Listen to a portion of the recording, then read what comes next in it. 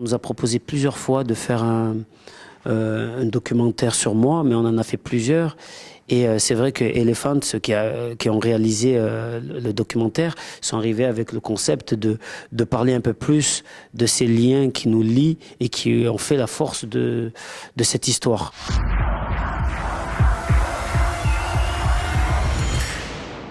On voulait pas montrer que le côté succès musical parce qu'on se disait que c'est bien, mais ça n'a pas un intérêt en soi plus que ça sur le fond.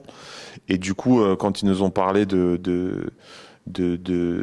mettre en lumière un peu tout ce qu'il y a derrière, tout ce qui se joue derrière en termes d'amitié, en termes de valeurs, en termes de principes, là, ça nous a plus parlé. Et c'est là qu'on s'est décidé à se dire, ouais, ça peut peut-être valoir le coup de montrer en fait que le succès repose sur des principes simples, sur des principes forts et qui peuvent nous amener très très loin. Marseille, c'est là où j'ai rencontré mes 3 meilleurs amis. C'est bon, je suis beau. Mathéo, le businessman né. Ce visuel-là, il est impactant. Mais lui, c'est l'artiste. C'est la deuxième version qu'il faut garder. Jamali, c'est lui qui tient le mur de la fraternité. C'est nous, les 4 fantastiques. La symbiose avec les réals s'est très bien passée, donc du coup, c'était facile pour nous de nous raconter. Ils nous ont posé les bonnes questions, ils nous ont mis à l'aise. Ça a été de très très longs entretiens, mais on est très satisfait du résultat. Je trouve, pour nous tous, que c'est très important de montrer l'envers du décor, pour montrer aux gens que c'est pas tout beau, tout rose, comme sur les réseaux sociaux, et que ça fait aussi partie de la réussite, d'avoir des bas. Et là, en l'occurrence, c'était sur une continuité de dates et qui ont été très fatigantes, et donc du coup, d'où le burn-out. On est tous des enfants des quartiers nord. C'est des quartiers durs, pauvres. Notre amitié, elle est venue par rapport à la musique, mais il se passait un truc dans le monde, le hip-hop. Et c'est Sopran Baba. Pour nous, c'était inaccessible.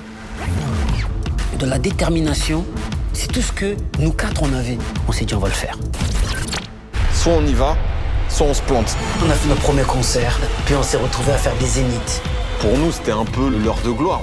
Et là, Et là, on a commencé à flipper, à se poser beaucoup de questions. J'avais plus de plaisir, c'était pénible d'enchaîner.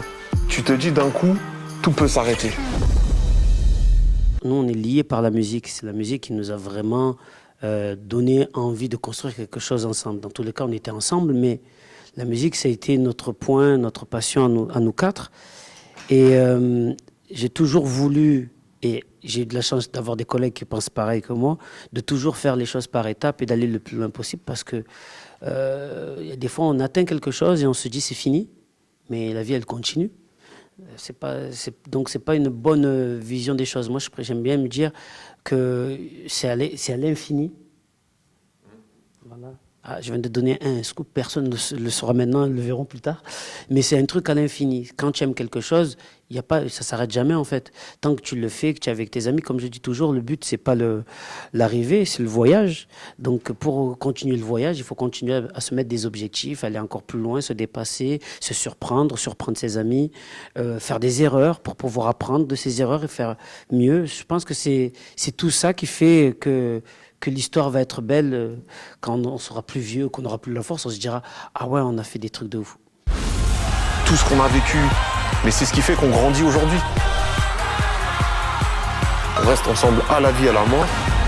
Ça fait 30 ans qu'on est soudés, on a grandi ensemble.